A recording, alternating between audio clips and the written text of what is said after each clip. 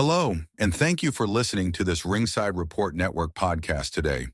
You can find more in-depth, exclusive written content on our website at ringsidereport.net.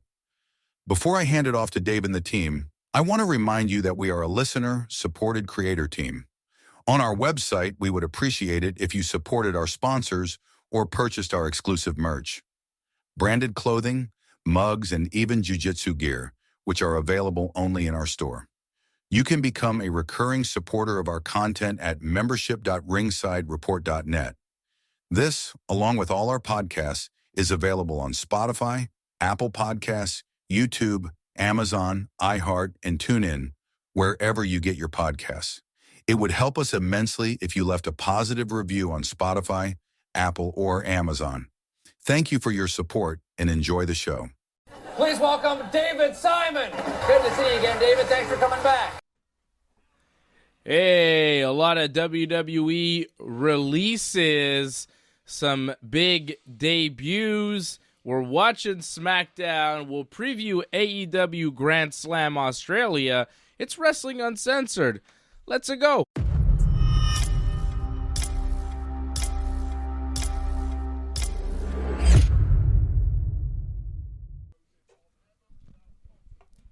Hey, oh, it's a me, and it's you know, where are we?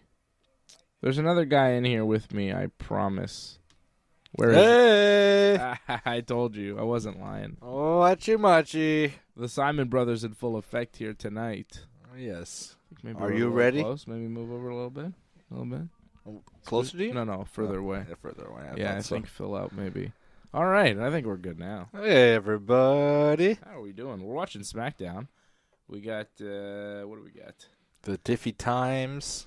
Tiffy the Time. The New York Tiffy Times. Tiffy the Time is taking on Nia the Jax for the WWE Women's Championship right now on SmackDown. And they said Charlotte Flair is watching, but we haven't cut to her looking at TV from the side. Not yet. Maybe she'll show up. They're talking about Charlotte Flair watching like Charlotte Flair. Whoa!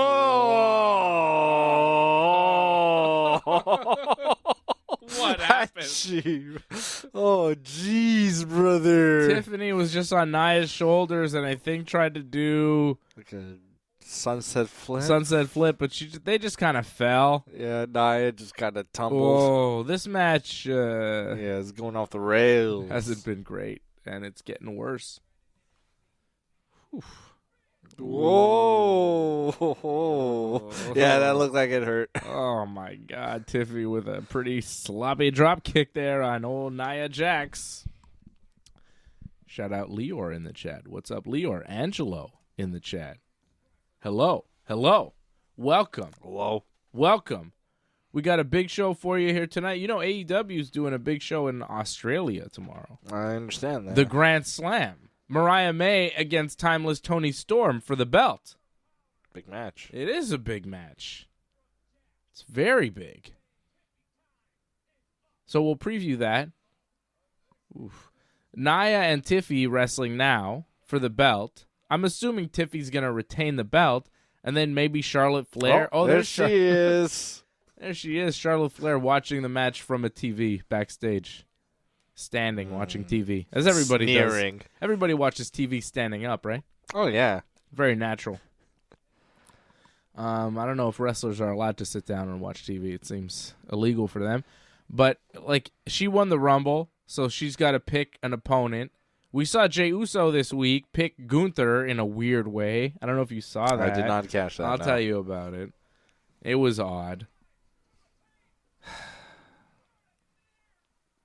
But it seems like Charlotte might challenge Tiffany after this, which would mean Rhea would need an opponent that would come from the winner of the Women's Elimination Chamber. That is correct. So we'll break that down a little bit, depending on what Charlotte does here. Because I think if Charlotte is going to pick Tiffany, she's going to do it right after this match. No? I guess so. I mean, it wouldn't make sense for her to challenge Rhea, and Rhea's not in the building. You know, if she goes up to Tiffany and goes, "You know what, Tiffany? I'm not going to challenge you." Or maybe she just watches from backstage and does nothing. Maybe. Like, maybe she just stays backstage and just goes, okay, I've seen the match, and I'll decide Monday. Like, we'll see. But I feel like she might decide tonight.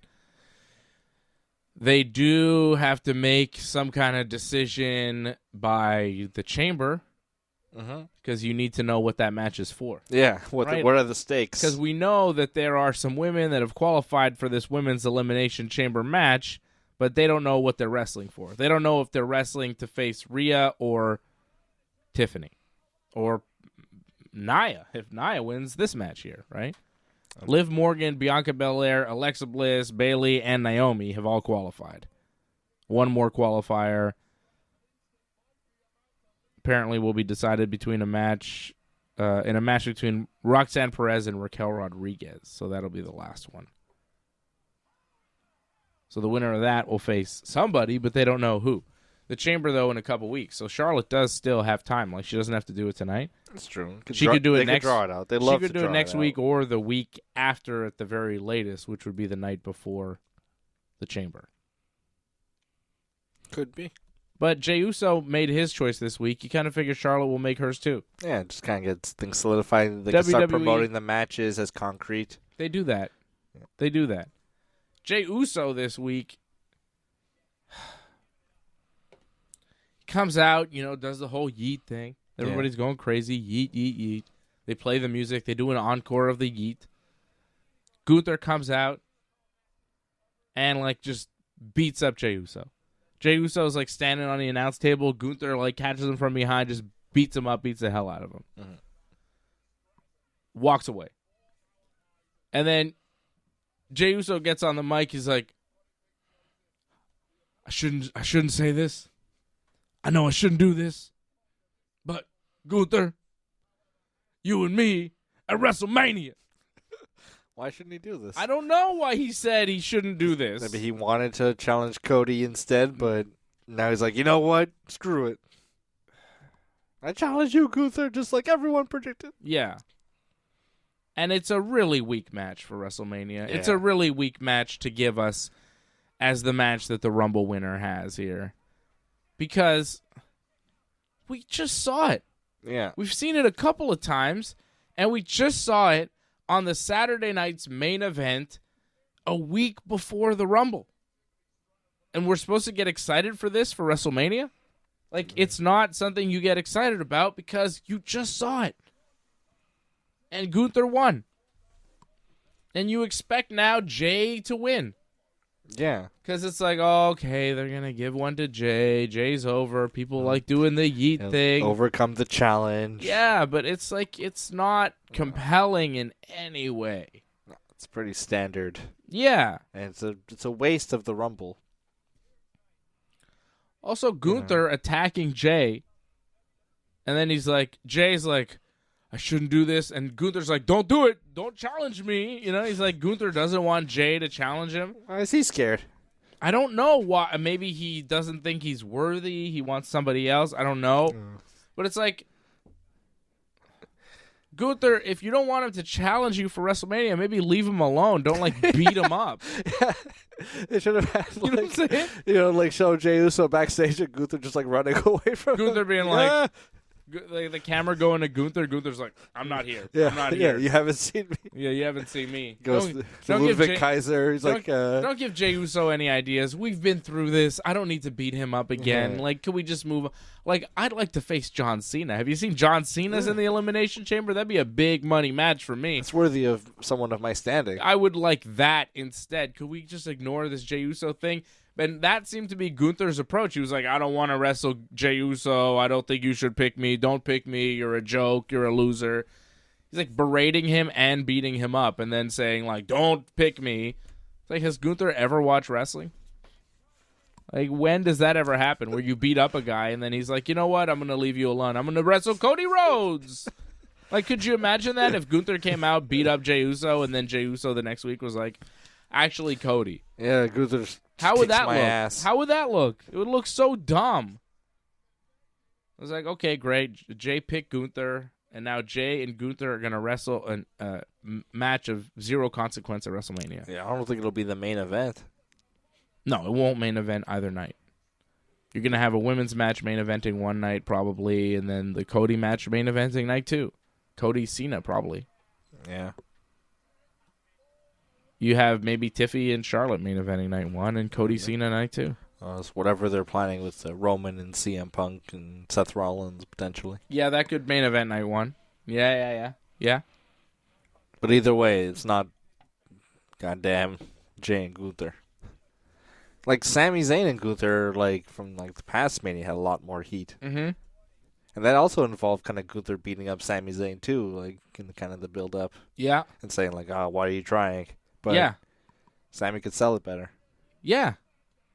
Jey, I don't know. He's believable in a way. Like, I think they're probably going to give it to him. But they're going to give it to him just to give it to him? And then it's going to last till, like, a few months kind of thing.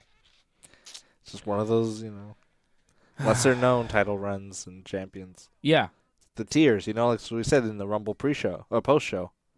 That, like, this isn't, one of, like, the big, this isn't a Cena, this isn't a Stone Cold. This is a Sheamus or Alberto Del Rio. Yeah. Or, like the lesser Batista. That was a weird move there with Tiffy and Nia. This match is sloppy. It's not good. Tiffy just kind of bumped and then moved out of the way, and then Nia missed the bonsai drop, but Tiffy was nowhere near. Like, you feel like the finish is around the corner. It should be. But these SmackDown matches take forever. SmackDown lasts forever now. Whoa. It's like a 3-hour SmackDown every week, and the matches are like all 20 minutes. It's ridiculous. We keep getting the Motor City Machine Guns. Oh, and there's Candice LeRae just attacking Tiffany and causing a disqualification. Okay. Nia loses because Candice attacks Tiffany. Ugh.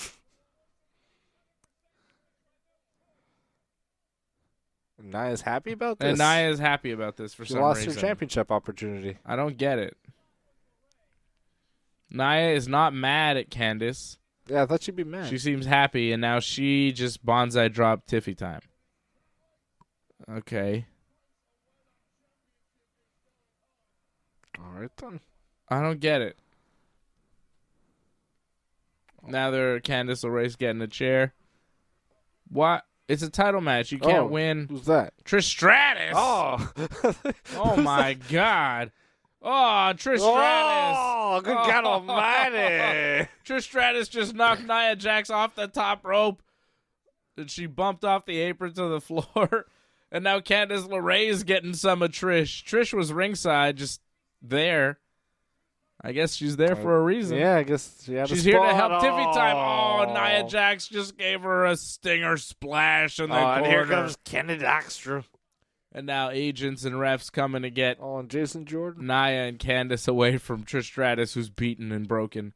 Nia really squished her in the corner. Oh, now Nia going after Tiffy again, and a leg drop on Tiffy. What's the deal here? Why is Trish involved with Tiffy time now? Maybe something for Toronto? Toronto, baby. Tag team match playa. Tiffy and Trish versus Nia and Candice. They're trying to babyface Tiffy really hard going into WrestleMania by having her team up with Trish in Toronto. That means Tiffy's taking on a heel at Mania. And it honestly could be Charlotte. Here she comes now while Tiffany's down, Is Charlotte feels like a Money in the Bank cash. Charlotte got booed on her first night there, but is Charlotte a heel enough? I think where the fans will really boo her and cheer for Tiffy? I think so. I don't know, man. People like Charlotte, don't they? They I like do. Charlotte. But I think also people get a feeling like Charlotte, she comes, she's good for a while, but then she leaves, and then she kind of comes back, gets her spot. Mm. And, I think you and Johnny kind of cover this. And, of course, there's some people like us who are like, yeah, of course Charlotte gets that spot. But some people say, well, no, it should go to someone who's there more often. I guess, but she hasn't been gone. Yeah. She's been injured. Yeah. It's not like she's, taking a vacation. No, she had, knee surgery. Yeah, she had a serious injury for a long time. When she's around, she's there like every week. And she wrestles. I don't understand the hatred towards Charlotte. Yeah. I think it's just that she wins so much and they've given her so many championships. But it's like, over the years, yeah, she's the top star. Nobody's mad at Roman Reigns for getting all that. Well, for a while we were. Charlotte pants keep falling down. She keeps having to pull up her pants. Now we're kind of all right with it. For a long time, it was kind of like, is Roman really this is the guy? And I guess just some people always felt that about Charlotte. I thought she wasn't the one. I guess. Here's Charlotte in the ring now. Tiffany is like beaten by herself, and it's just Charlotte and Tiffany in the ring. Is she going to challenge her for Mania now? She's got a mic. She's got a chair. She's going to sit on the chair. Adjusting her pants. Adjusting her pants to sit on the chair. There's the queen. There's some wooing going on. What's she going to say, brother? Okay. She's telling her to wake up. All right, then. All right.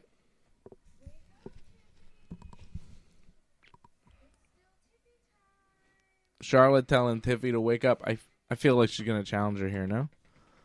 Yeah, the camera's going to pan up to the sign. Yeah.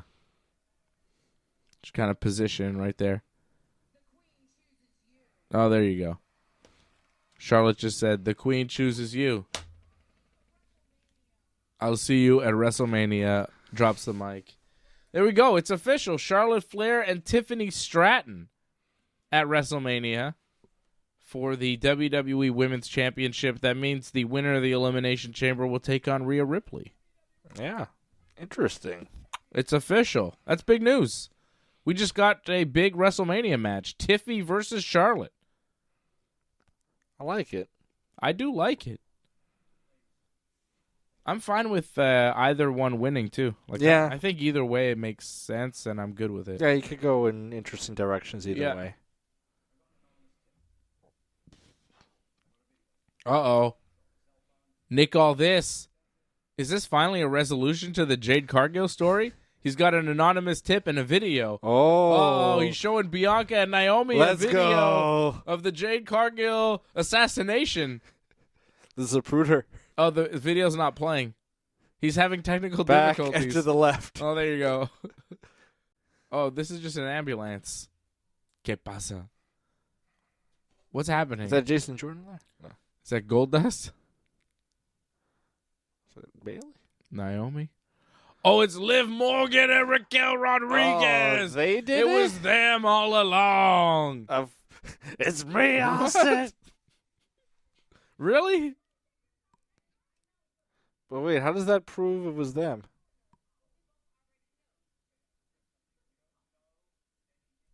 Well, I don't understand. So it's video of Raquel and Liv Morgan going towards where Jade Cargill was or something. So they were the ones who killed Jade Cargill. Okay, all that proves is that we're at TV. I don't know. And Nick, all this doesn't seem fully committed that it was them. They were just in the area. Yeah. Is Jade Cargill dead? There was a second shooter on the grassy knoll. Yeah. I don't think Liv Harvey Morgan was the only one. I think there was help. I think Jack Ruby Riot is going to shoot him. Oh, my God. She's defected to WWE. That was a bunch of nothing, that whole segment. Yeah. All this. But before that, we did get big news. Charlotte Flair versus Tiffany Stratton at WrestleMania. I mean, that's a big one. That's a big one. And now we know that the winner of the Women's Chamber gets Rhea Ripley. But the Nia Jax match finishing in a DQ is really kind of open-ended. It did set up maybe a tag team match. Yeah. With Trish and Tiffy versus Nia and Candice at Chamber, maybe? Or Trish and Tiffy versus Nia and Charlotte at Chamber. That'd be a better match. Ooh, that'd be way bigger, too. But I don't think you do that. I don't think you do that. I think maybe the Nia Candice non-finish tonight was to just keep it going. Mm-hmm. Where we have like the tag match at Chamber with Trish, And then maybe before Mania at some point on one of these shows, SmackDown, you have Tiffy Nia again for the belt. With Tiffany going over clean. With like, hey, maybe, Nia will be the one facing Charlotte at Mania, So you kind of put that out there, and she won't be. Yeah, so I'm happy with Charlotte winning. Yeah, I like the match. I'm happy with Tiffy winning. I like the match. I think it'll be good. It makes sense. It's a passing of the torch in a way. I'm good with it. I mean, I think the move is to have Tiffy win. I think I would prefer that. It's probably the better move. I agree. But Charlotte winning is cool too. But I just think Tiffy is fantastic. She's the future. So, start accolades, like I think they should really play up Charlotte's success at WrestleMania as well. Yeah. To make it seem like Tiffany's she's going to win another for notch. Sure. Yeah. But I think Tiffany's going to shock and get that win, Yeah. I think she should. Although, when Charlotte faced Rhea for the first time, Charlotte won. Yeah. Rhea won the second WrestleMania match, We'll see.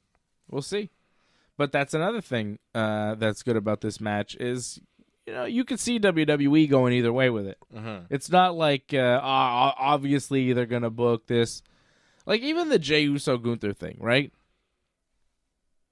I think most of us feel like Jey Uso's just kind of on this path where he's going to beat Gunther. Mm-hmm. But wouldn't that be the perfect opportunity to have Gunther win and kind of be like, no, actually, Gunther's continuing. Yeah. Sorry. He's the ring general. You think Jey is, but no, it's... I like it. Yeah. Gunther just wins at WrestleMania. And, it doesn't have to be the last match. It's just a match on the card. So if a heel wins, a heel wins. Yeah, the crowd isn't sad. Yeah. I mean, they'll be sad for Jey, but, they'll be happy for whatever else is happening, and it won't matter as much, They'll be happy when we see new tag team champions. Yes, boy! That's going to get a big pop. That'll be great. But I don't think it'll be necessary for Jey to win. I think it's likely, but I could see them going, actually, Gunther. I think it would be a smart move to go Gunther because, you give Jey the match with Gunther, he loses. Give Jey another match with Gunther, he loses. Then you have him win the Royal Rumble, and he's on this run, and you think, okay, now he's going to beat Gunther. And then it's like, no, he loses. And it's like, oh, is Jey's never going to win a world title? No, he's not. Yeah. It's like, okay. I'm fine. I'm fine with that. Yeah. I'm fine with that. But I don't think that's what they're going to do. No. You know what I mean? No, we're going to get it for a couple months, and then it'll be somebody else. Yeah. How about this? Okay. WrestleMania. Cody Rhodes and John Cena. Seth Rollins and Roman Reigns. If you're going to make one of those matches a triple threat with CM Punk, which would it be?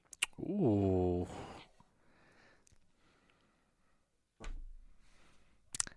I like it with Cody and Cena. Me too. Because one, it kind of gets him his wish of being the last match of the last night kind of thing. Get that over with. Get that personal kind of, ego out of the way. Sure. And so then you don't have to deal with it anymore. Yeah. He'll never ask about it. Yeah.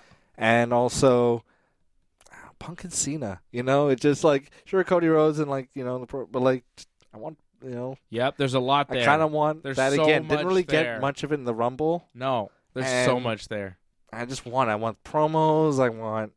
Also, I feel like hiding Cena in a triple threat. Yeah. Cena can't really go. And Cena and Cody one-on-one, Cena's going to be exposed big time. But if you add Punk into the mix, Cena can be off to the side, take a big bump, and disappear. Yeah, get bumped on the table and just lie there for 20 minutes. You got to find a way to have some sort of weirdo finish in the chamber where I don't know how you do it. Like a shoulders on the mat kind of thing. Everyone's where it's inconclusive between Cena and Punk. Is Punk in the chamber? Punk's in the chamber. Cena and Punk. You have some sort of inconclusive finish between Cena and Punk, where they're both Both shoulders or just somehow both tapping. No, not tapping. Cena's not tapping. Both shoulders down or something. Yeah, like because Cena's like exhausted. He just like collapses in his... A double knockout, like they both... Some kind of screwy thing. I don't know. Like, you could do a deal where Cena chokes out Punk, has like a chokehold on Punk. Punk kind of rolls him up. 1, 2, 3. But when they let go, Punk's unconscious. Yeah. And you're like, well, who won here? Or maybe like on like 2.5, Punk starts tapping out maybe or something. Like, it's hard to do a non-finish in the chamber. Mm-hmm. But it would help get to where you want to go. Because I think Punk with Roman and Seth, which was where it kind of seems like it's headed, especially after the Rumble, is kind of just Punk getting involved in the Roman-Seth thing that would be nice to just have a one-on-one at WrestleMania for. Just do that. And it's less compelling than Cena, Punk, and Cody. Mm-hmm. But if you add Punk into the mix, do you take away from the Cena-Cody dynamic, which maybe you want to focus on? But is there much of a dynamic? Just like you used to be. I'm the new you. Yeah, I think. I don't know. But I really do think though. Legs. I think that if you add Punk into the mix because he's such a big personality and because there's so much history with Cena, you're gonna forget about Cody. He's gonna be the third man in that match. Yeah, it's gonna be Cena, Punk, and Cody. And I think they want it to be Cody Cena, the two icons of the era. Yeah. Like, I don't think they're going to go in that direction, but as a fan, I would prefer to see Punk in the Cody Cena match. I think it'd be more fun. Because Punk, the way it stands right now, it seems like it'll be Punk, Seth, and Roman in some sort of triple threat, which is like, all right, but what's it for? Paul Heyman's respect? Something like that? Seth doesn't care about that. Like, what's it for? Like, Seth versus Roman, you know what that's for. Yeah. Like, who's the man? Like, who's really the guy here? But Punk in there, it's like, what's he doing there? Just being a shit disturber. But Punk in the triple threat makes a lot of sense. He wants the belt. Yeah. He wants to main event. He wants to beat Cody. He's got history with Cena. Like, it just makes sense. Punk, Cena, Cody. Please find a way to do it. I think there are many ways you could do it. Knock them both out at the end. Have somebody come out and beat them up at the end. Like, why doesn't Roman Reigns come out and beat the hell out of Punk and Cena at the end? I mean, I guess that doesn't make sense because that would involve him in the thing, but I don't know. If Cody come out and do something. Kevin Owens, I don't know. Yeah, no, it's hard. Exactly. It's hard to add. The thing is, if you have a wrestler come in and cause like a screwy finish, well, that involves them in the match now. And it's like, oh, okay, what? Yeah, Punk doesn't have an ally that could come in. Unless The Rock. Yeah, final boss. And then you do like a 4-way. Oh, my God. Which would be so sick. That'd be insane. That'd be so crazy. Final boss. You do The Rock comes out. It's Cena and Punk at the end of the chamber. Rock comes out, lays them both out. And stands tall. And then they go black. You fade to black, and you go, what the hell just happened? Yeah. And then The Rock comes out on Raw, and he's like, it's a 4-way at Mania. Shut up, bitch. And then we're all like, okay. Yeah, sure, Dwayne. Cool. And then it's Rock, Cena, Punk, Cody, Mania for the belt. Night 2 main event. Kind of gives what we wanted from WrestleMania 29, which was Cena Rock 2, but we wanted Punk involved in that. There's a lot of history there. Yeah. With Rock and Punk. Like, there's so much. Cookie Puss. The promos leading up to it would be insane. Oh, my God. Those 4 guys in the ring together would be nuts.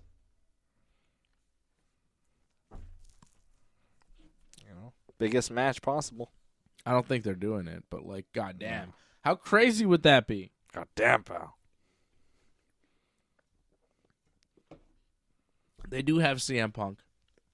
They do have John Cena. They do have Cody Rhodes. And Roman and Seth, to me, one-on-one is more compelling than Roman Seth Punk. Yeah. I'm not so into Roman Seth Punk. Like, I don't get it. I don't get what they're trying to do. Like, okay, Roman doesn't like Seth or Punk. He doesn't like Punk because he eliminated him in the Royal Rumble.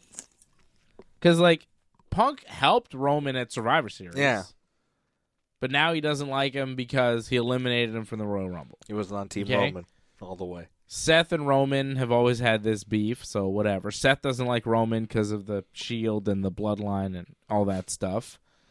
And Roman doesn't like Seth because of all that stuff and the Rumble stuff that happened where Seth attacked him. So that they just all hate each other, so they're going to wrestle each other. But why does Punk hate Roman? Because he's got Paul Heyman, maybe? Because he stole his man? I think. Like, what? And Punk hates Seth? Why exactly? Like, what? Like, to me, the motivations for Punk here don't really add up. Because why does he want Seth? Yeah, just to kick his ass. Why? He annoys him. Seth annoys him. Yeah, he wants to shut him up once and for all so he can never complain about him again. You know? I don't know. Like, I don't understand how you make that match make sense for CM Punk. Why is he mad at Roman? Why is he mad at Seth? Why would he want to wrestle in that match? Other than desperation. Where it's like, okay, he hasn't won the Elimination Chamber, and he's like, I need to be at WrestleMania. I need to find a way. He'll just attack them both with and a he's chair. he's just like, and he calls in a favor from Paul Heyman, and the favor is he gets to be in the match with Roman. Like, what, you know? Heyman just books it. But, like, that's what they're going to do, I think. I don't know what else they're going to do.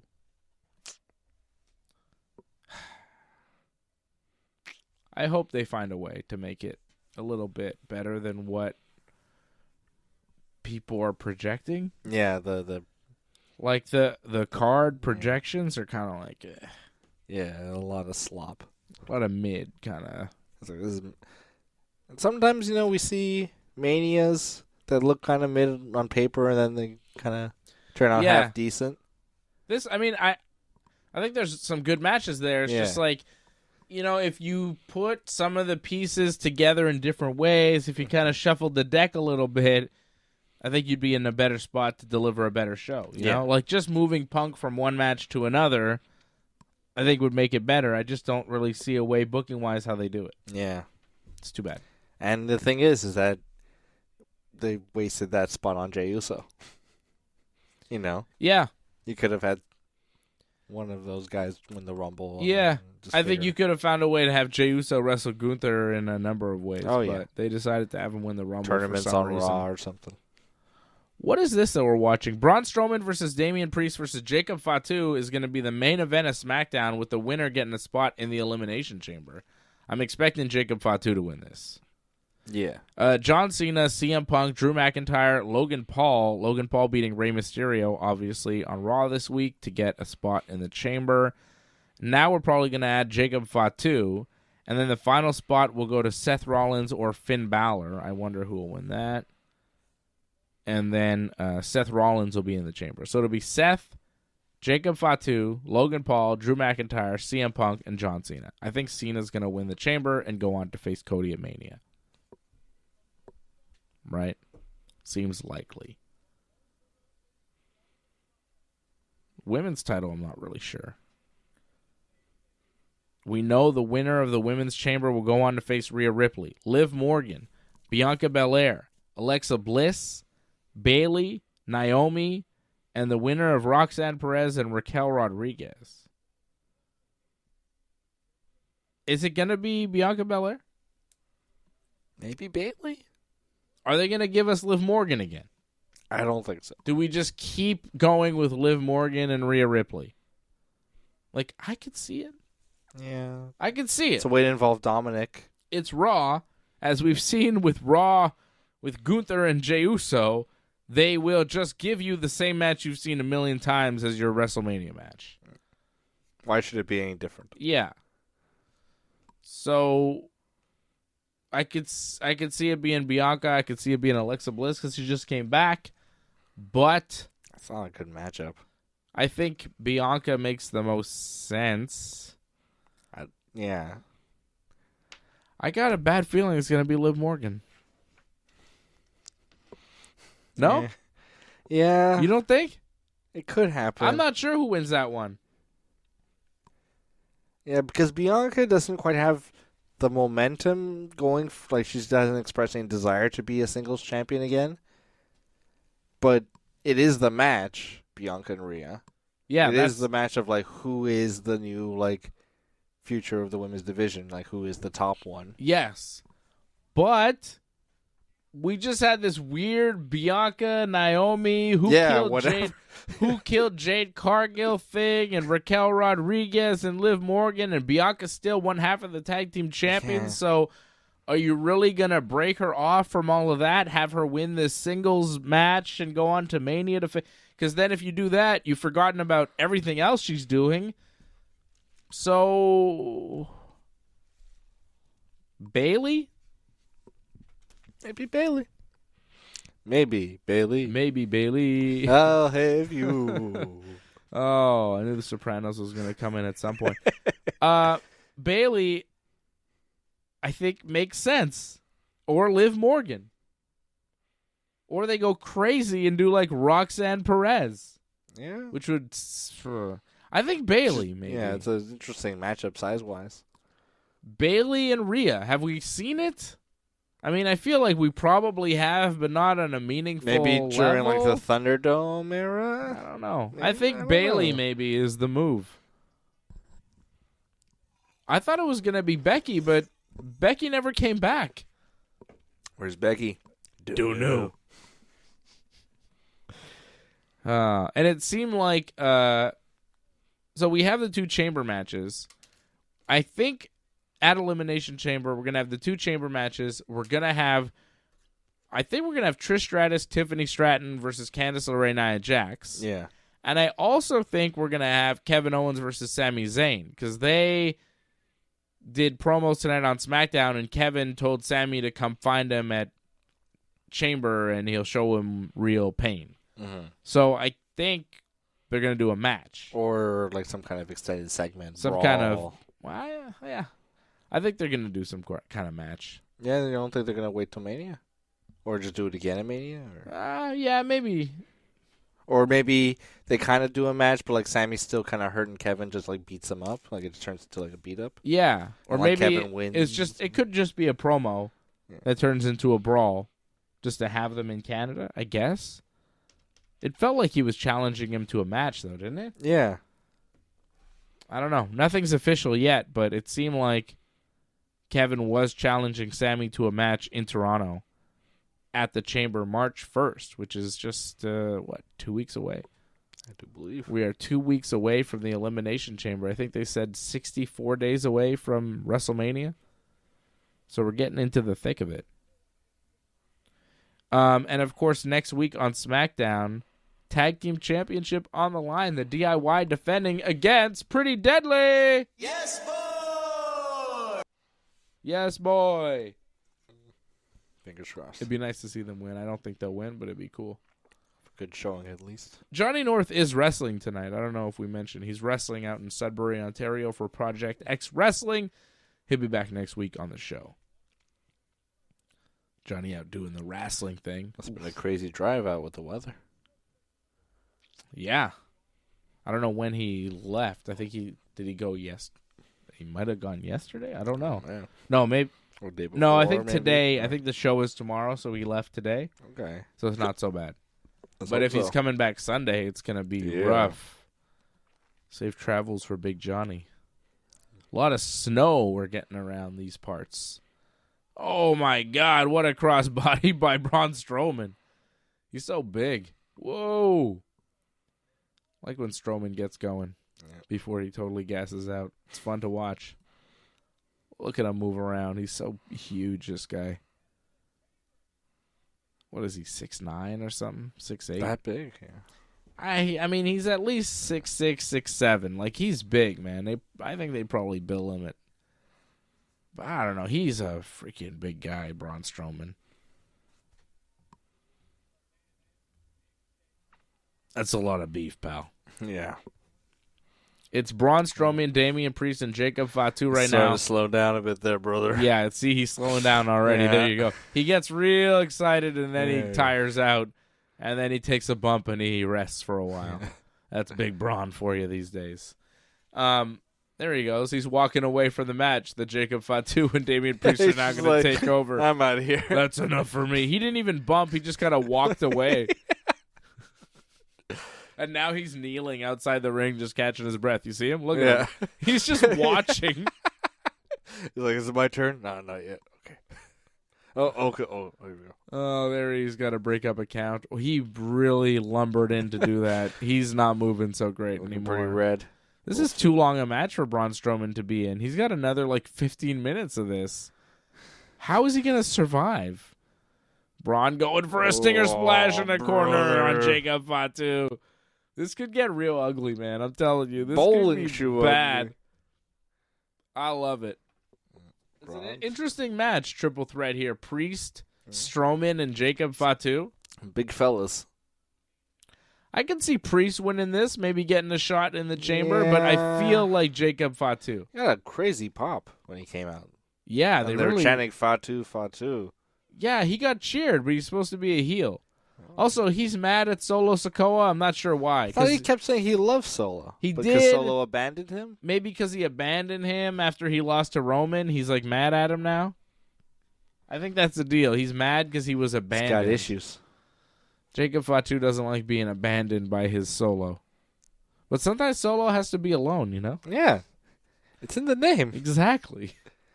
I mean... He needs to go to his fortress of solitude. Nice. WWE released a bunch of people this week. Yeah. What's the deal? Sonya Deville. So the Pure Fusion Collective is over. Sonya Deville, gone. Authors of Pain and Paul Ellering, who were with Karrion Kross, gone. So much for that. Electric Lopez. But this is the second time Authors of Pain have been released. True. They got released under the Vince era. Then Triple H took over, brought them back, and then was like, this doesn't work. Vince was right. I made a huge mistake. Yeah. And then he fired them. Same for Gallows and Anderson, which is crazy, man. They just brought back AJ. They went to AEW. Yeah. Remember they signed this big deal, and then they got released, and they were like, oh, shit, you know? And then they had to go to TNA and everything. Then eventually they were kind of in AEW, but not really. Yeah. They were kind of all over the place. And then they got brought back to WWE when Triple H took over again. And did nothing. Never did a goddamn thing, and then got released again this past week. And just when AJ Styles shows up on Raw again, his buddies are gone. Kid loves buddies. So that was crazy. Giovanni Vinci got released, which is not really surprising, but it happened. Electric Lopez, who was part of Legado del Fantasma, right? Yeah. Like she should have accompanied Los Garza this week, but if you're in a group with somebody that got released, you gotta be worried. Yeah. Like Solo Sikoa's not getting released. You know what I mean? Tama Tonga's not getting released. Probably not. And where's Tongaloa? We haven't seen him at all. He messed up his eye. He's made no impact. He's not getting released. Not right now. No. Right? But okay, Electric Lopez, she gets released. So if you're Garza, Carrillo, or even Santos Escobar, you got to be like, okay, well, they don't really give a shit about us or what we're doing, because if they did, they wouldn't just fire the girl in our group. And we're supposed to just pretend like she was never here. Yeah, we're supposed to go on as Legado del Fantasma and act like she never existed, which is weird. So, you know, and if you're Karrion Kross, you had this backup, you had these goons, they're gone. You got to be like, oh, okay. I thought I was they don't cool care here. about me, you know? And really, if you're, what's her, BFAB? No. BFAB is still under contract, right? Yeah, for now. Wow. She survived. But the ones with the collective there. Oh, Pure Fusions. Zoe Stark. And Shayna. You got to go, ooh. Yeah. Okay. We just got kind of featured in the Rumble there. Yeah, we just had a little thing there. And that doesn't matter. Isla Dawn got released. Yeah, but not Albert Fire. Albert Fire did not get released. Remember, they had a little run as tag team champions because it was in Scotland and one of their mother had died or something. I think Isla Dawn's. Oh, no, Albert Fire. Albert Fire's mother died, Mrs. Fire. And then they won the tag titles in Scotland, and then they lost them pretty quickly afterwards, and they were never really heard from again. And now one of them got fired. Isla Dawn got fired. So if you're Albert Fire, you got to be like, yikes, pal. Yeah. So do you want me to become a trainer or something? Yeah, exactly. Like, what else can I do here? Because obviously you don't care about me as a tag team wrestler and maybe singles. I don't know. I mean, it sucks for the ones that are still there. I mean, it sucks for the ones that got fired, obviously. But it also sucks for the ones that are still there because you go, ooh, okay, my spot is not so safe here. I could be next. So WWE releasing people. Usually they do it like after Mania. They decided to do it a couple months before this time. I don't think they're done. They have an overblown roster. They were signing anybody and everybody for a while to stop AEW. Yeah. But now that AEW is no longer a threat in any way, they don't have to do that. They don't have to oversign to stop them from going to AEW because we've seen top stars like Will Ospreay and Kazuchika Okada and Edge and all sorts of people go over to AEW, and it doesn't really matter.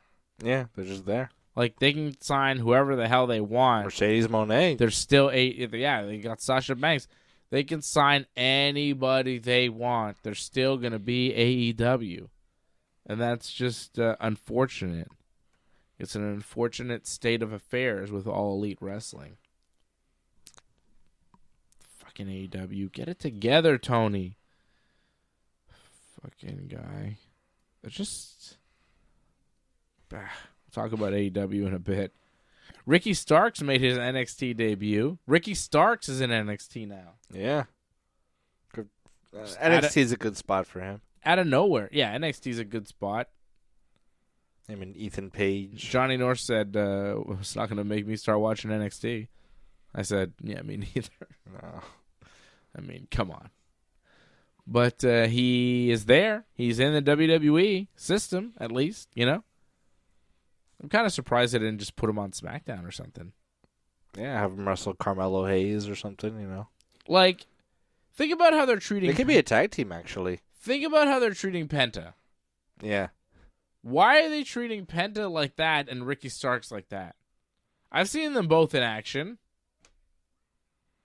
I feel like there's more upside with Ricky Starks.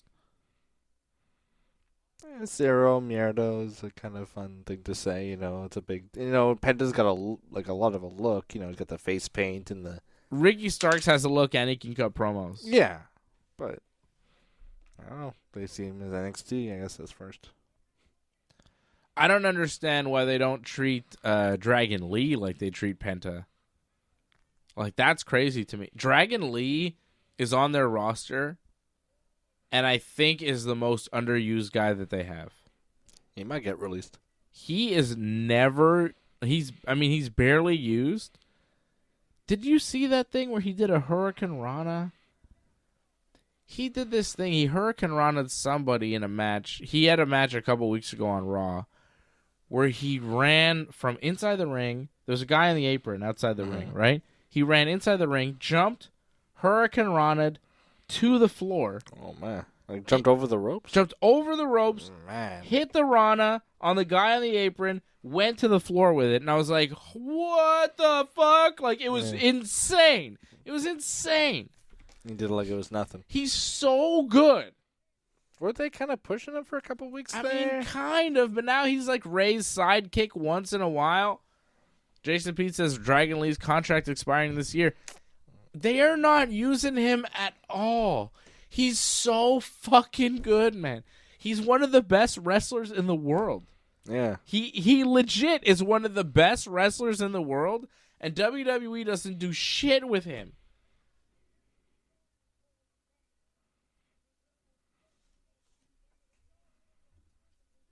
I think Jason Pete is confused about Dragon Lee. I'm not talking about Ray Phoenix. I'm talking about Dragon Lee. Ray Phoenix says Dragon Lee's going to WWE. He's in WWE. That's how little they use him. You don't even know. He's phenomenal.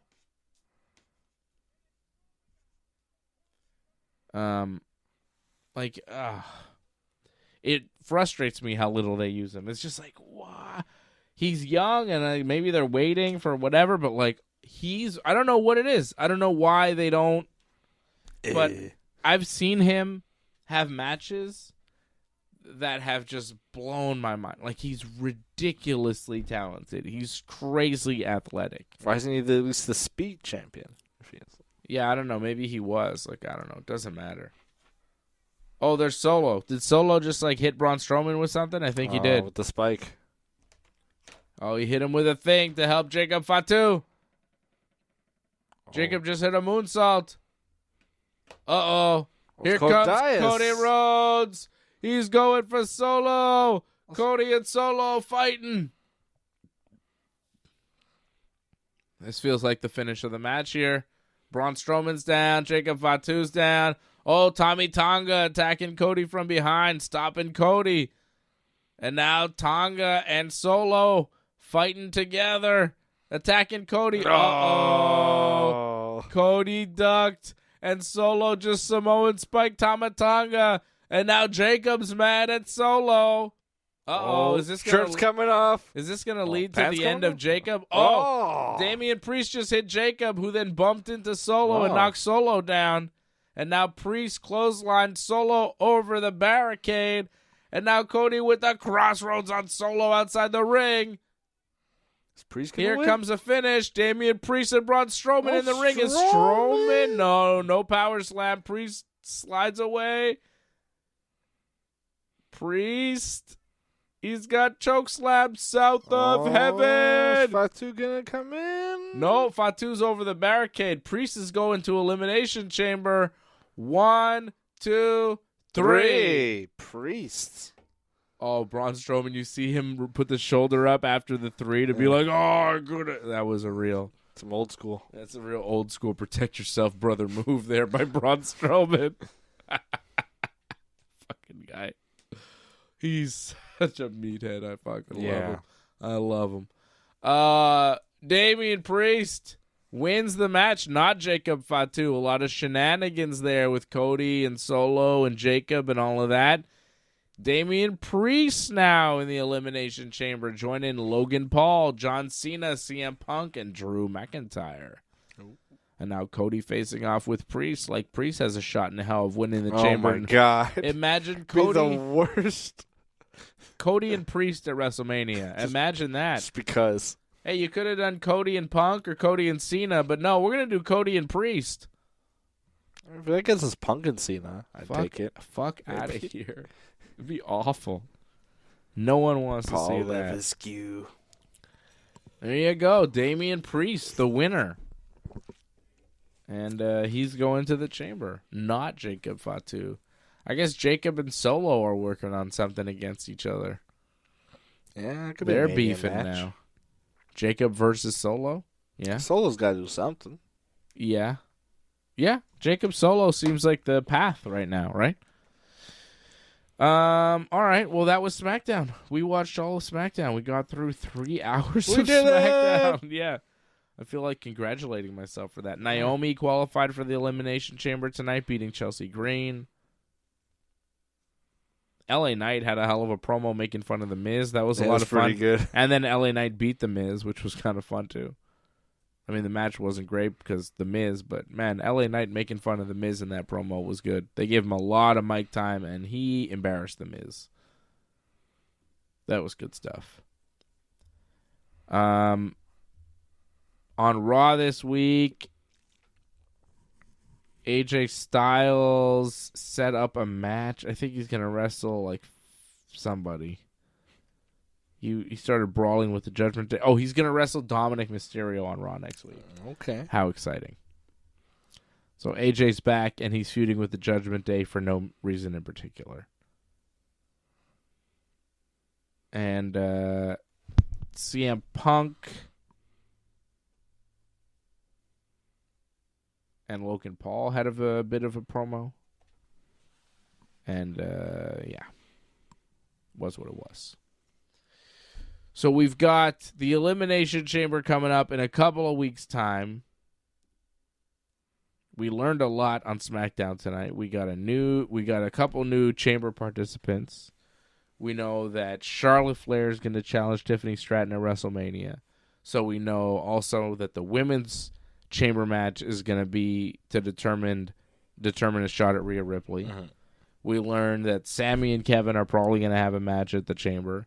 We learned that Trish Stratus is probably going to team with Tiffany Stratton at the Chamber against Nia and Candice LeRae. Like, it was kind of a shitty episode of SmackDown, but we did get a lot of kind of stuff out of it. It's true. Right? Yeah, there was a lot of information from that. It felt like nothing happened. Yeah. It definitely felt like nothing happened. Yeah. A lot of nothing. It felt like nothing happened, but some shit did happen. So, okay.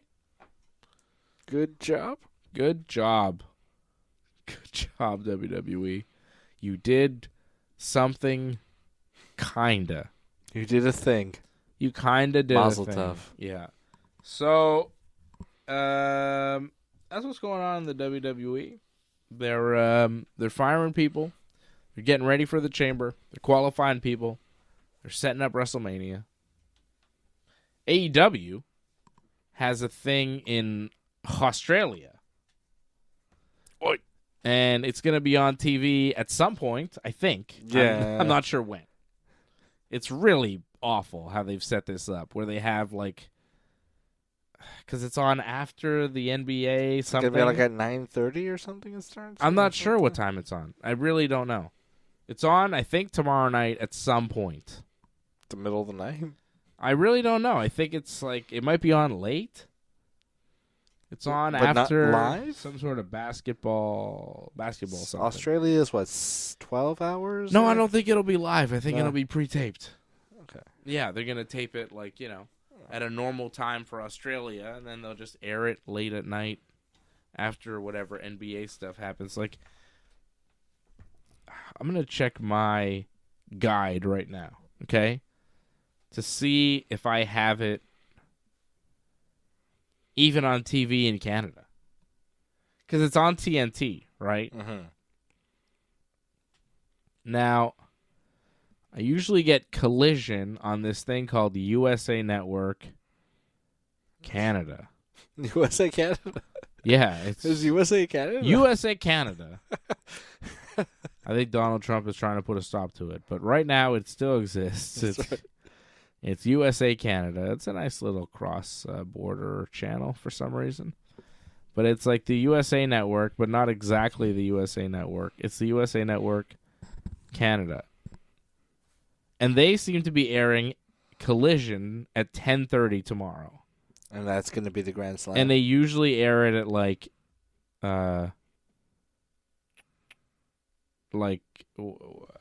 8 o'clock or whatever, right? So they seem to be airing it at 10:30, which means that's probably when it's going to air in the States. And it's going to be like a 2-hour show. 2-hour show is going to end till like 12:30.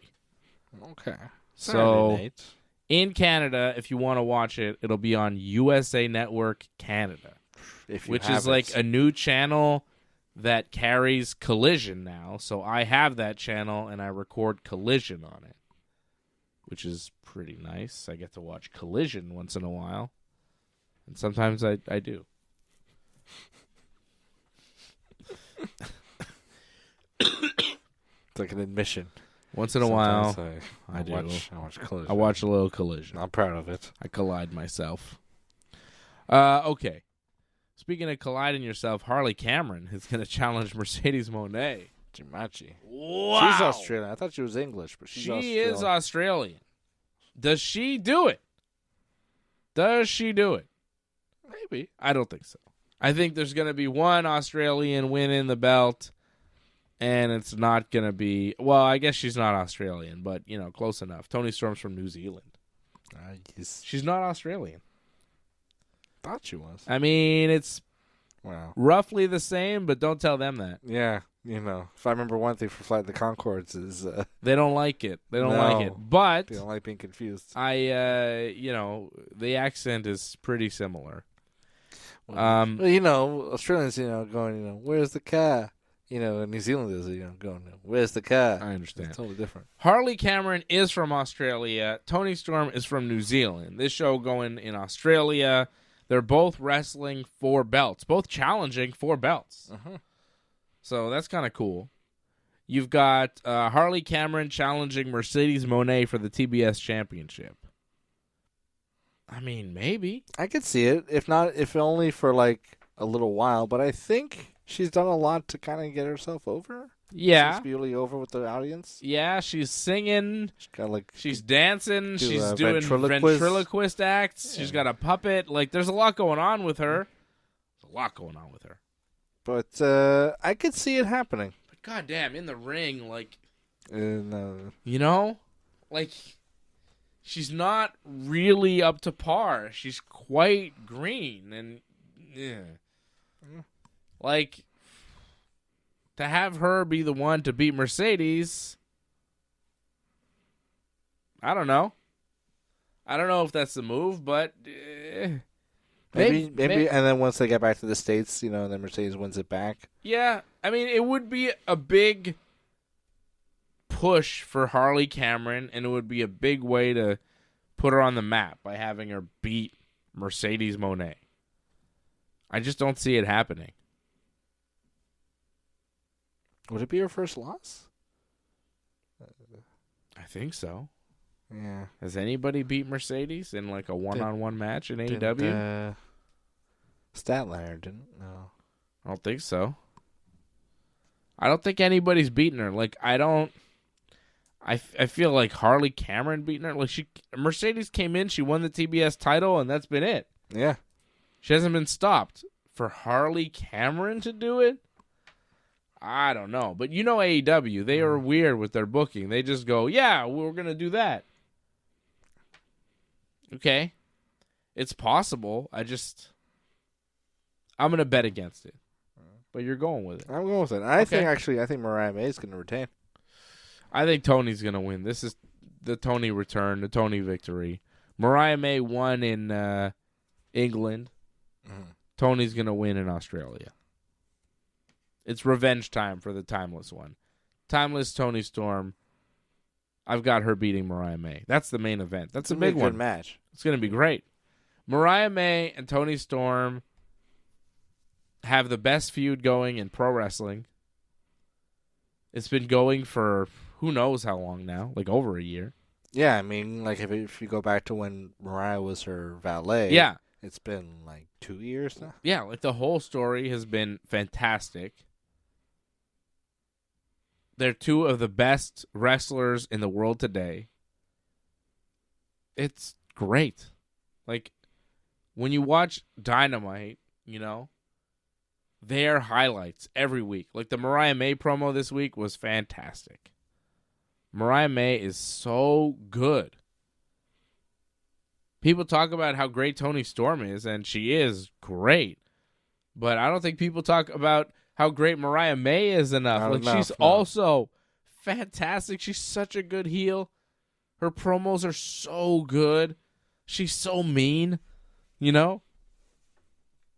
She's a great wrestler. She looks like $1 million. Like, she looks like a champion when she walks out there. You know, like, she's fantastic. She is a top-level, world-class professional wrestler, as is Toni Storm.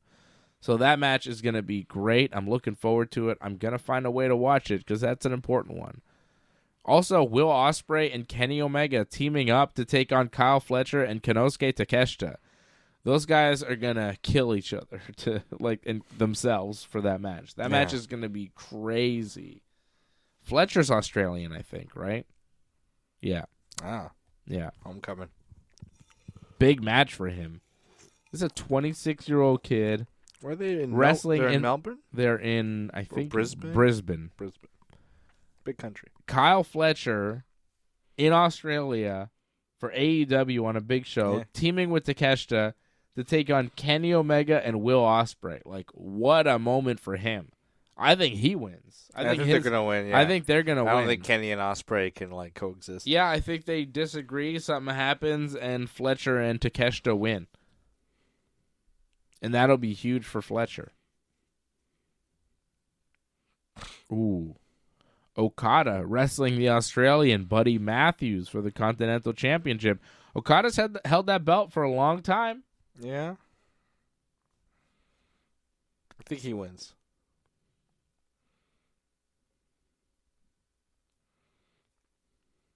I think maybe Buddy Matthews wins.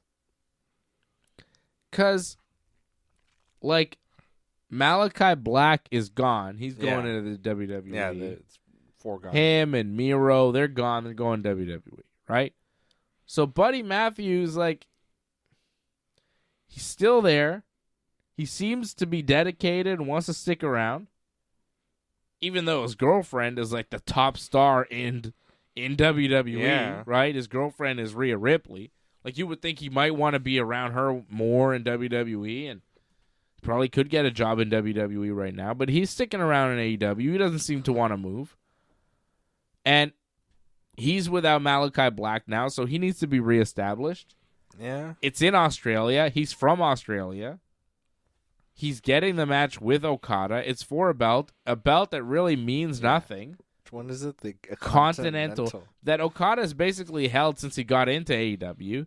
And it's time to move on, Okada. Let's do some other stuff with Okada. Can he beat Moxley somehow? Yeah, maybe, The Young Bucks are going to come back soon. I think maybe he could drop the belt and do something else going forward. I go with Buddy Matthews to win that match. I love Okada, but I think, you got to do something with Buddy Matthews. He's good. He is good. He can wrestle. He's jacked to the gills. In AEW, he's a guy that you could invest in. The problem is he cannot speak. He's never been able to cut a promo. Most people don't even know he's Australian. He talks so little.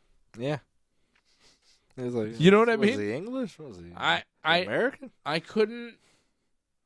couldn't hear Buddy Matthews' voice in my mind. If I wanted to hear what Will Ospreay sound I could picture the voice of Will Ospreay. Yeah.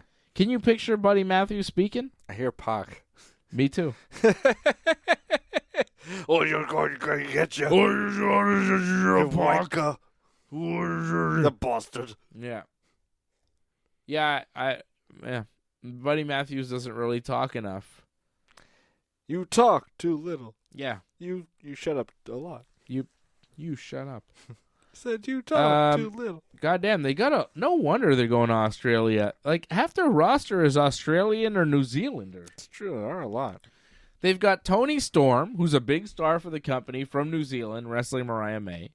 You've got Kyle Fletcher, who's become a big star for the company in a tag team match against Kenny and Ospreay. And a match that, it's not like they have Australians and they kind of threw them in just because they're Australian. It's no, all these matches make total sense. Yeah, they're established. Yeah. You have Harley Cameron taking on Mercedes, and Harley's the one where it's kind of yeah, she kind of came out of nowhere for this match.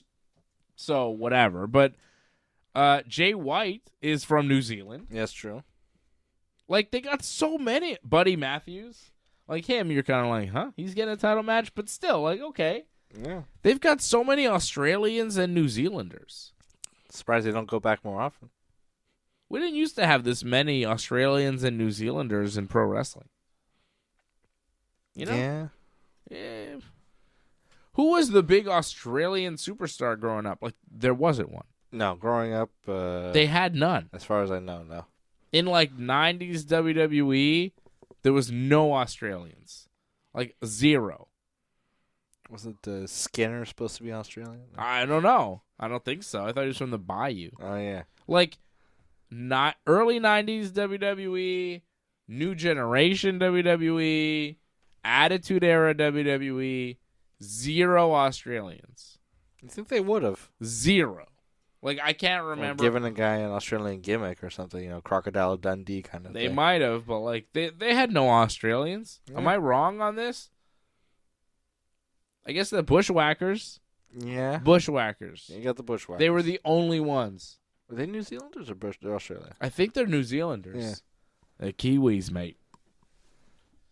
Kiwi. And then now wrestling is overrun with these Australians. It's the generation that grew up watching, I guess, and they decided they wanted to be, the criminals. We should send them to Australia. The English, they used to send their criminals to Australia. They don't do that anymore. That's right. What is that? Kramer. That's Kramer. I'm like, you sound like Kramer. It's true. He was saying that they should still send criminals to Australia. Yeah. Like any criminals we have here in Canada, we should just ship them up to Australia. I think that's not a bad move. Australians would be cool with it. Just send them into the wild. They got a lot of animals that could kill you over there. Yes, they do. Those Australians, they live with a lot of scary creatures. Big bugs. Yeah. In the, what do they call it? The Outback? The Outback, yeah. The Outback. Now you got Grayson Wallers all over the place. You got Grayson Waller. They're everywhere. Left and right, you got Australians. And sometimes you got British guys, and you're like, are you Australian? And they're not. They're British. You thought Pretty Deadly was Australian. I did. But they're not. They gave off Australian vibes. They're British. Elton Prince gives off big Australian vibes. Yes, boy! Australian. Yeah. No, they're British. Sorry. Yes, boy! Yes, boy! Are you guys British? Yes, boy! Thank you. I love those guys. Iconics, they're Australian. Iconics? Gotta be joking me. I like the Australians. Yeah. They're good at wrestling. They're fun. Okay, how about this? Who are better, though? The Australians or the New Zealanders? Like, we haven't really kind of cut them apart, but I would say the Kiwis are better than the Aussies. I would go Kiwi over Aussie. That's true. Tony Storm, Jay White. I feel like New Zealand is like the Canada to Australia's America. Yeah. You know what I mean? Neighboring. I feel like we relate more to the New Zealanders than the Australians. I think we're more New Zealandish than Australia in Canada. Yeah. Yeah. So, Tony Storm, the States. Tony Storm over Harley Cameron. Yeah. Jay White over Kyle Fletcher. Kiwis. I know they're going to Australia. They're not going to New Zealand. But I'd say the New Zealanders are better. I'm pro-New Zealand. I'm a little bit more pro-New Zealand than I am Australia. Yeah. I think the Flight of the Conchords had an influence on that. But also, you look at the wrestling talent, you go, wait a second. Also, I don't like that the Kiwis always get lumped in with the Australians, Mm-hmm. It's always like, oh, it's a homecoming for Tony Storm. We're an Australian. It's like, well, she's from another country. Yeah. She's not even from Australia. Like, I know it's close and they travel a lot, between whatever, but it's like they make it seem like Tony's going home. Yeah. She's from New Zealand. It's a different country. It's as if, they're like, oh, Bret Hart's going home to Philadelphia. It's like, no, he's from Calgary. He's next door. It's a different country. It always annoyed me when in like the 2000s they were like billing like Chris Jericho as like from New York and Chris Benoit like now residing in Atlanta, Georgia. That was hilarious. That was like just like post 9/11. Yeah. Where Vince McMahon had this idea that baby faces couldn't be from foreign countries. Even Canada. So, like, when Chris Benoit was a heel, he was from Edmonton, Alberta, Canada, which was, like, offensive to Americans. But when Chris Benoit was working babyface, they had him billed from Atlanta, Georgia. Now residing. Because that's where he lived. So they're like, yeah, Atlanta, Georgia, that's where he's from. And Chris Jericho had always been billed from Winnipeg, Manitoba, Canada, even as a babyface. But at a certain point, Vince decided that you couldn't be a babyface from Canada. So when he was a babyface, he was from Manhattan, New York, because he was actually born in Manhattan, but he really grew up in Winnipeg. He's from Winnipeg, you idiot.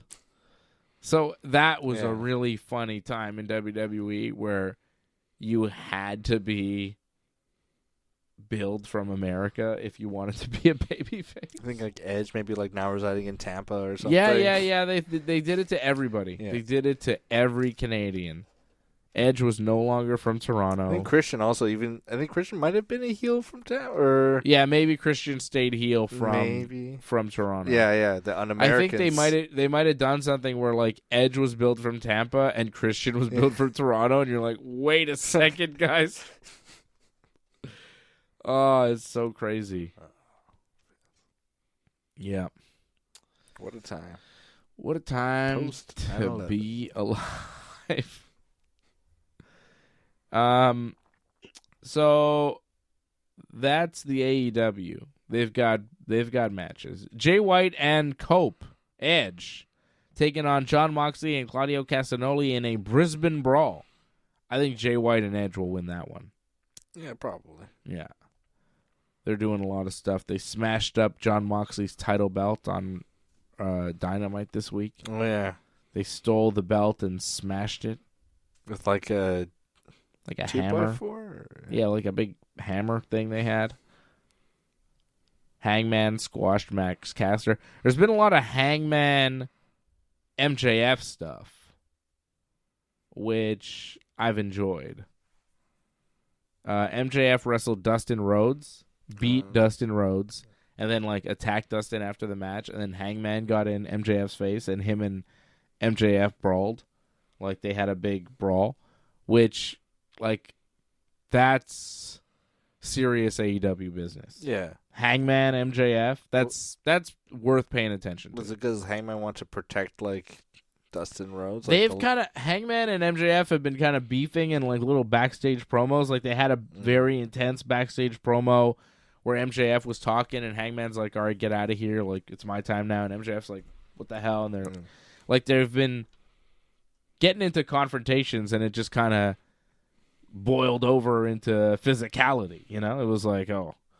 He's just had it with MJF kind of bullying Jeff Jarrett and Dustin Rhodes, and he's like standing up for the old Cowboys or whatever. That's weird of Hangman, because Hangman famously like, I don't ask old timers for their opinions and stuff. They're just kind of like, I pride myself on not really caring what legends think. It's an angle, you know. They're working. They're working something with MJF, and you know it's worth something for sure. Yeah, probably a match at Revolution or something.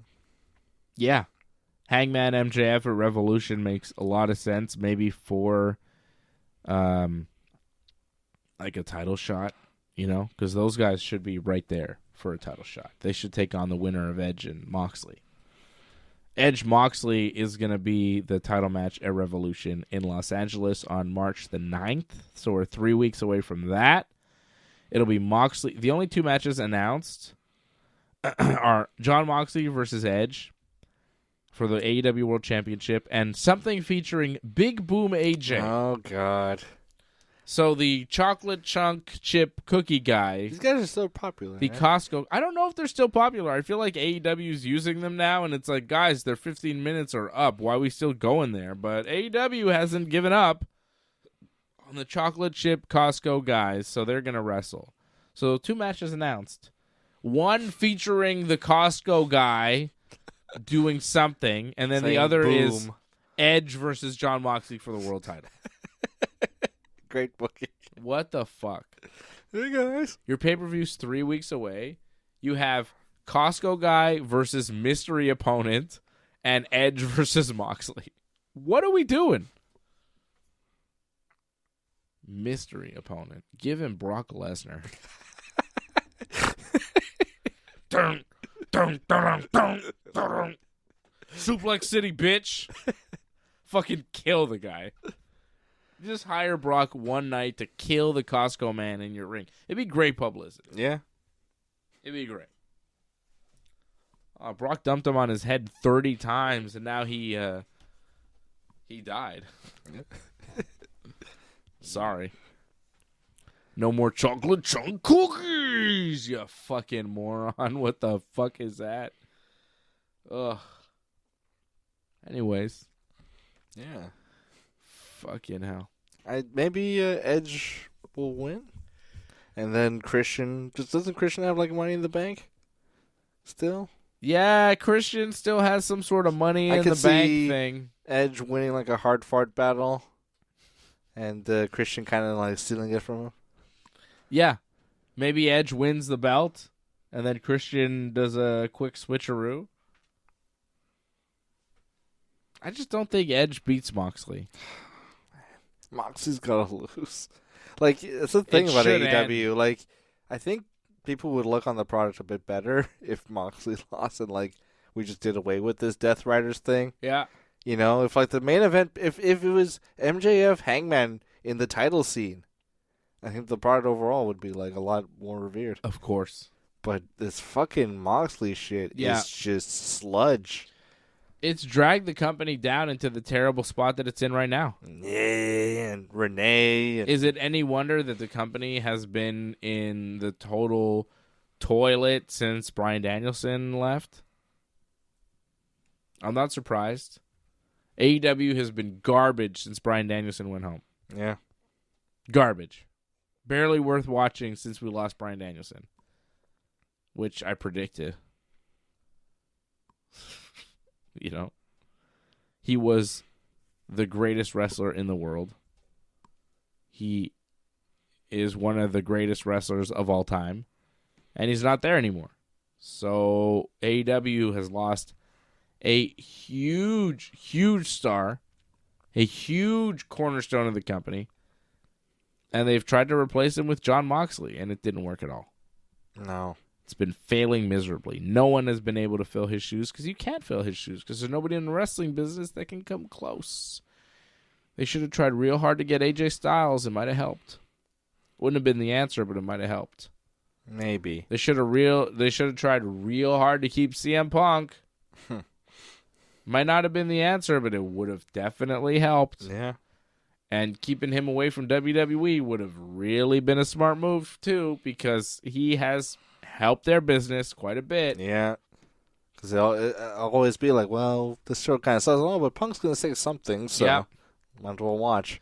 Figuring out a way to keep Cody around and not lose him to the competition would have been a real good move, considering how big and important he's been to them since he left. Yeah.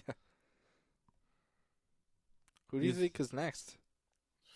Fuck, who knows? Tony Storm? Think she'd go back, yeah? I mean, sure, for the right... Honestly, next, I think, Miro and whatever, Malakai Black. But, of the major ones, I think they got to be looking at Hangman and thinking, yeah. I think they got to be looking at MJF and thinking at some point, yeah. I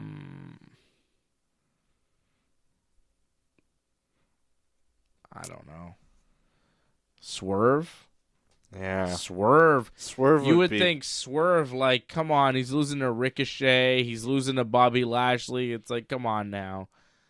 Swerve, as soon as he can. I think he signed a long deal, but yeah. I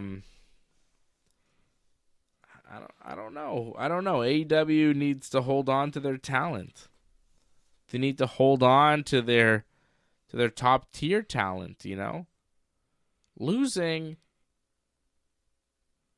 Bryan Danielson is a huge blow. Losing CM Punk was a huge blow. And losing Cody Rhodes was a huge blow. Huge. Yeah. Because it kind of made it seem like, oh, people might not want to stay here. Yeah. You know? It was like... But losing Cody and Cena and Punk, right? Like, look how big they've been for WWE. And look at what they really did for AEW. Cody was always kind of isolated. Cody was like not making an impact. He was the biggest heel. And Punk kind of made an impact when he would come back, but then after a few weeks of him just teaming with FTR and meaningless matches, he'd be like... And like wrestling it's Lance like, Archer. I would tell you, oh, Punk, he's wrestling on Collision, and you'd be like, well, it's Punk versus Will Hobbs, so who cares? And nobody's watching. Like, that's the thing. They kind of used him and made him not special, which is how they treat everybody. Nobody's special in AEW. WWE knows how to make people look like stars, make people look special. And Cody Rhodes, man, like, they gave them a top-level main event player. Yeah. Here you go. I mean, CM Punk, whatever. But that was bad, Cody too. gave away in his prime. Losing Punk, like, you managed to bring Punk back out of his hole into the wrestling business, and then you pissed him off so much that he went to WWE. The place he said he would never, ever go to. You managed to, not only did you bring him back into wrestling for WWE, but you pissed him off so much that he went to WWE. Like, they handed him to WWE on a silver platter. They helped WWE in so many ways to get CM Punk back in the wrestling Where's world. Jack Perry now? Nowhere. Yeah, he's not even on any cards. He's nowhere. He's useless. He's not. I mean, the Young Bucks aren't even on the show. What was that all for, Tony Khan? What was it all for? You fired CM Punk and you kept Jack Perry? Why? Why? It's ridiculous. And look at where they are now. Look at where they are now. It's no surprise. They're willing to forsake business so they can have some kind of peace and harmony in their locker room. So that nobody's mad at Tony. Yeah. I just want to be friends with everybody. I just want to... He's like buying friends. He's buying friends. It's pathetic.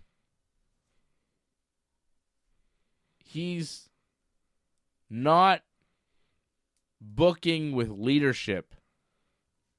He's just... There you go. That's a sad state of affairs in AEW.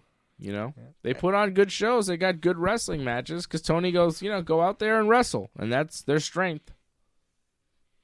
But a lot of times you just don't care enough, Yeah. Because they can't develop stars. They can't make anybody look like a star.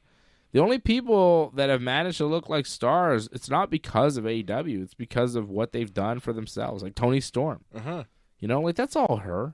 Yeah. Yeah, it's all her. It's not AEW doing that for her. That's her doing that for her. She's writing it, essentially. Yeah. Will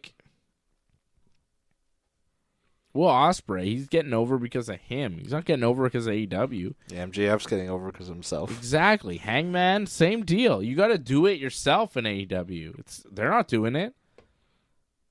Harley Cameron. She's doing it herself. Yeah. I mean, they'll help her out a little bit, but yeah. Yeah. Just trying. It's sad state of affairs. Yeah, it's disappointing because again, you go, okay, if you did this, and this different, you'd be way better off. And they just keep making the same mistakes over and over again. We're at this point in its existence, what is it, 5-6 years in with AEW, you're kind of like, oh, we're still doing this? Like, we haven't figured this out yet?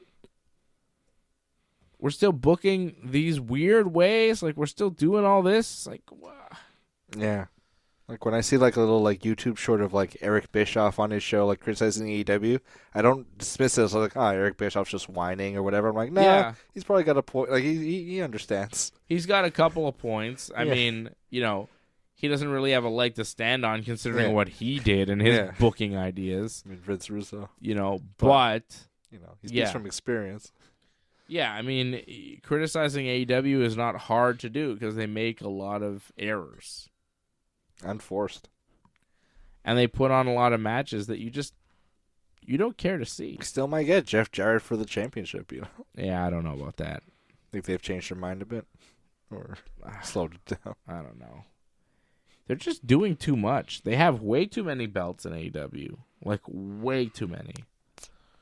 They just decided they want to focus on the Trios Championship again, so they have all these Trios matches. But it's like, they spend some time focusing on the tag division, and then they're like, okay, enough of that. Trios matches now. And it's like, oh, the Trios tag titles, okay. Then it's like, the TNT title's important again. It's like, oh, yeah, who's that champion again? The Continental Champion. The International Champion. I've lost track of who's holding what belt at this point. I think Daniel Garcia is the TNT champion. Yeah. I'm not sure. Who's the international champion? Takeshita have a belt? Or is it Takeshita? I thought he had a belt. He might be international? I fucking don't know anymore. Yeah. I don't know. That's a problem. When I don't know, like, I watch the show pretty closely. I watch a lot of AEW. I'm watching Dynamite every week, and a lot of weeks I'm watching Collision too. I don't even know who your secondary champions are because you got fucking too many. I lost track. Your tag team champions are Bobby Lashley and Shelton Benjamin. The Trios champions are the Death Rider squad of Wheeler, Utah, Claudio, and Pac. And they've got a lot of guys after them now. They had a match with Undisputed Era this week that they won. And then they have a match against Samoa Joe, Hook, and Shibata looming, you know? But, like, who's the fucking international champion? I think it might be Takeshita. Didn't he beat Ospreay? AEW International Championship. Who is the champion? It's Takeshita. Okay. All right. He did beat Ospreay for that belt. All right. Who's the AEW TNT champion? Is it Daniel Garcia? I say Will Hobbs. Daniel Garcia. Hey, all right. What was the other belt that they had? International, Continental, we know it's Okada. Yeah. And then TNT. Okay, so I think I got them all. Yeah. But I'm not even sure. Who's the Ring of Honor champion? Chris Jericho? Is it? Did he lose it? Or did he get it back? Oh, Jericho is the current champion. He got it back. The learning tree. Yeah. He got it back. I mean, I guess I know, but it's a struggle. I'm guessing. I'm kind of like, is it Daniel Garcia? You know, like, there's too many belts, and they're not focusing on any one thing. It's very like, hey, I'm going to focus on this over here. Then I'm going to focus on this. Then I'm going to focus. And it's like, as an audience, it's hard to follow because you're kind of like, oh, yeah, those guys are champions, but I haven't seen them in 3 months. What are they up to? Yeah, exactly. But the show presents them as like, oh no, you remember these guys? You know all You've about been following. You've been ready to see Private Party again. You've been following their YouTube stuff, right? Yeah. No, man.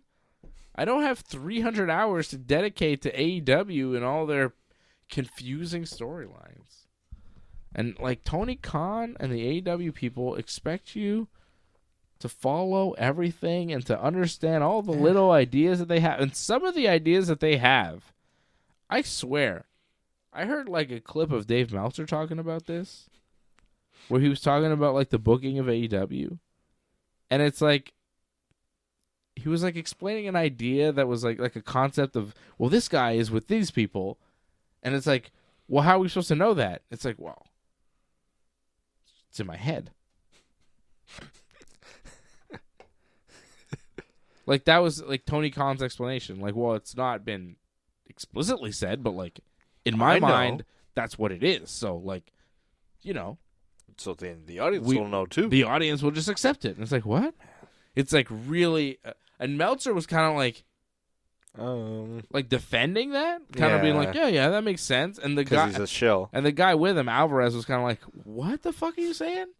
Like, he was even like, wait, what? No, you don't understand. Tony Khan is like 3 steps ahead of everybody. It seems like Meltzer's maybe like helping Tony Khan book this thing, which is a huge conflict of interest for Dave Meltzer. Like, if you're out there critiquing pro wrestling companies and trying to critique AEW and WWE on like an even footing, and you're booking AEW, like, that's not journalism. 5-star matches. Yeah, AEW is way better. Amazing Dynamite this week. Oh my God, the booking in AEW has been so much better than WWE. They've been really working hard. Late nights. You can't book AEW and then go and be like, I'm a journalist and AEW is better booked than WWE. That's not right. Yeah. I don't know if he's outright booking, but it seems like he's giving them some ideas. Or at least he's a sounding board. You know what I mean? It's kind of like, ooh, it's a little too close for What comfort. do you think about this, Dave? I don't know. 1978, Bruiser Brody did the same gimmick. I don't know if you want to do that. Yeah. It's like, okay. Alrighty. Yeah. Well, I am off for the weekend. We got no big watch-alongs or post-shows this weekend or next. So I get a couple of weekends off.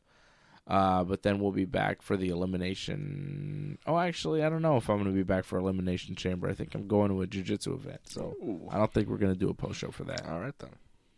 I got a table actually. Oh, me, Freddie, and AJ bought a table. Nice. You sell autographs? Are we selling autographs? Oh no, like table to watch. Oh. Yeah, we have like. I thought like a table like at a show. You know. No. We have like a cocktail table where we have like special seating for us. Oh, okay. Like I remember going to a show and like Cyril Gann was singing with those like kind of cool tables. Yeah, we got a little table. We're gonna get wine, I think, with our table. Oh, AJ and wine. AJ's gonna drink us some wine. Some Uncle Benny's wine. Yeah. So that's the story for that. So I'll be back Thursday night at 8 p.m. with Freddie and AJ for Ringside Report MMA, where we will preview UFC Seattle. Oh. Okay. Seattle. UFC Seattle, the home of Dr. Fraser Crane.